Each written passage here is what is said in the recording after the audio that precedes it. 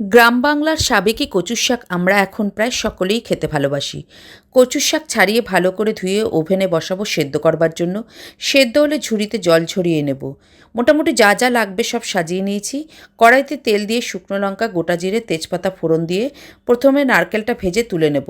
রান্নার শেষে ব্যবহার করব।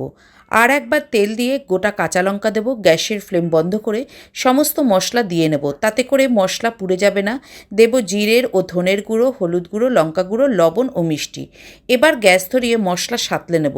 অল্প জল দিয়ে দেব মশলাতে সেদ্ধ করা কচুর শাক। সমস্ত মশলাসহ কচুর শাক খুন্তি দিয়ে ভালো করে নেড়েচেড়ে নেব। বারবার নেড়েচেড়ে অপেক্ষা করে করে দেখতে হবে যতক্ষণ না পর্যন্ত কচুর শাকের জলীয় ভাব শুকিয়ে যায়।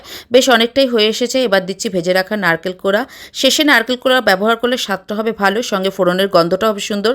যখন দেখবেন কড়াইতে লেগে লেগে যাচ্ছে তখন বুঝবেন হয়ে গেছে। গ্যাসের ফ্লেম বন্ধ করে দেবেন। গরম গরম ভাতের সঙ্গে পরিবেশন করবেন।